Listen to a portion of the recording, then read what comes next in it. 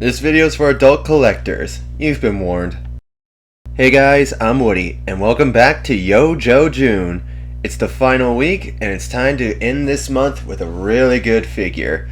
And who better than the newest Joe that hit the scene than rock and roll?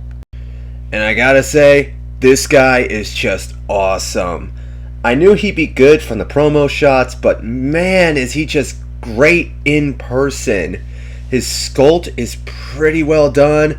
The articulation is amazing for his size, and the paint applications are just some sweet goodness.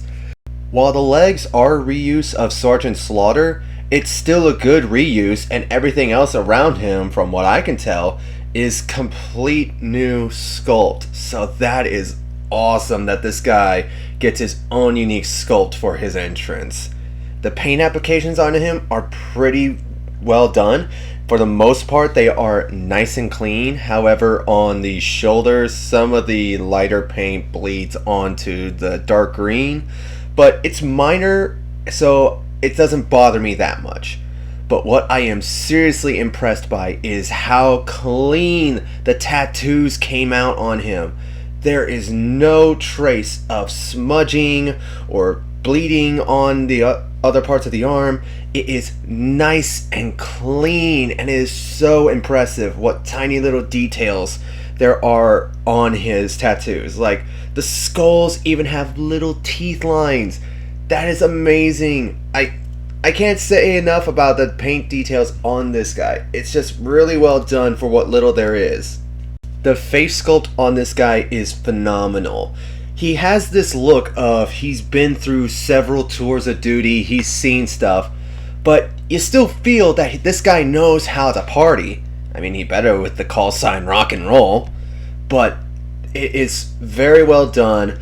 It seems they course corrected after the incident with Falcon's face, and the new Joes coming down the line seem to also have good face sculpts in the promo shots. So, yay, Falcon was an anomaly. We can move on now.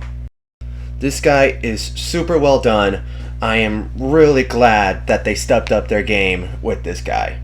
And it's only enhanced further with his accessories. The accessory count is really good for this figure. I can't really complain. And instead of being put in a blue ammo locker, they changed up the design to this nice, sleek black one, and it looks awesome. If this is the new design going forward, I have no complaints. Starting off with the accessories, he gets this nice new pistol. I haven't seen it on any other Joes, but it's got some really nice molded detail. It's got even a little safety switch molded into it, so that's a nice little detail. And all around, it's a nice little pistol. I'm glad that they're making new weapons for some of the new Joes. Even if it's just a pistol, it's a really welcomed addition. And if you don't want him holding the pistol, it just slides into the holster on his right leg. Next up, we have his radio, sculpted in a brown plastic. There are plenty of nice little details on it, from the buttons on the side to the buttons that are actually on the front. And the speaker's got even molded lines. The screen has a bit of black paint on it to help it stand out, and then they gave it a green paint job on the main body of it just to break it up, and it's a nice addition. He can hold it very well in his hand, and if you don't want him holding it, it can tab in right on his belt, and it's a really secure fit. I'm really glad that it stays in there well. Next up is his M60-esque machine gun, and man, does it look good. I am so glad we're getting bigger guns. That it just helps break up between all the shotguns and SMGs and assault rifles. It's just nice to get some big honking guns, and this is very well sculpted in some nice black plastic. The details are really nice. You even get a bipod that can fold up and down. I love that little detail. But what's an LMG without ammo? So you get this nice little ammo box and a mini ammo belt that can just plug right into the ammo box, and then you plug it right into the gun, and it completes the look. And it's really nicely done and integrated. It seriously looked like he's about to unleash a hail of gunfire with how it's set up. And if the ammo bucket's not really to your liking, you can take it off the gun and plug it onto his belt. But then what's he gonna shoot? That's where you get the ammo belt itself. And it's done in a very nice, flexible plastic. I was so concerned that this was going to be a stiff piece of plastic, but I am really happy that's flexible. And you just feed it into the slot, put his hand underneath, and bam, he's going full Rambo. He's got a fisted hand for his right hand and the rock-on hand for his left, and it's got the nice clean printed skull tattoo on it, and it just looks great on him. Both these hands have the horizontal hinge so they can go in and out, and it's pretty good. Last but not least, you have his helmet, sculpted in a very nice camo green color. It's got some brown paint applications to spice it up, including on the earmuff side and on the pouch that's on the back. And then you have the hang 10 on the front. It is so perfect for this guy. And it just plops right on his head, and it won't want to come off at all. It's a nice, snug fit. This figure is just awesome. With all of these accessories though, how well is his posing? Well, it is on par with some of the best Joes in this line. He's got great examples of articulation. Starting with the head, he can look up pretty decently. Down, the beard gets in the way, but it's okay. He can look down pretty decently. He can go side to side and just all kinds of tilt thanks to that ball joint. His neck is on a separate ball joint as well, so you get that. The arms can go about 90. He's got a nice bicep swivel and a double elbow joint.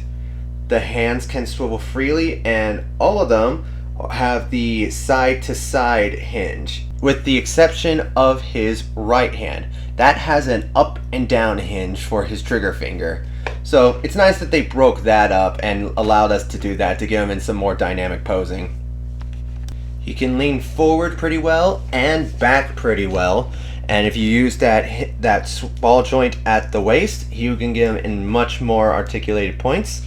The legs can kick forward all the way out, and the legs can go back a little bit. He's got a thigh swivel, double knee bend, and a boot swivel. The feet are on a forward-facing pin for rocking, so you can get some really nice tiltage, and he can go up pretty decently, but back a lot, so you can get him in nice posing. Posing on this guy is really well done, especially considering his size. I mean, you can get him either going the full Rambo shooting, or you can have him prone and just unloading cover fire with his LMG. That is awesome. For comparison, here he is with CoverGirl, Snake Eyes, and Duke.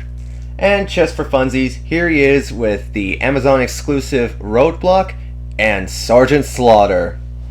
This figure is such a welcome addition to the G.I. Joe Classified line. I am so happy how this thing turned out.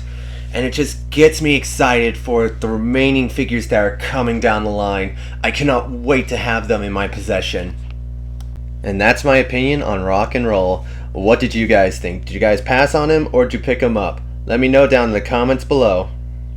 And while you're there, hit that like button. You want to see more content from me? Hit that subscribe button, and if you want to be notified, then smash that bell icon. You want to see more work from me? Follow me on Instagram for my toy photography. If you want to see updates, follow me on Twitter. Links to this both in the description down below. And that's it. Thank you all so much for joining me on Yo Joe June. You know, since I dedicated this whole month to G.I. Joe, a bunch of pre-orders probably came in. I wonder what I've got coming in right now for the pipeline.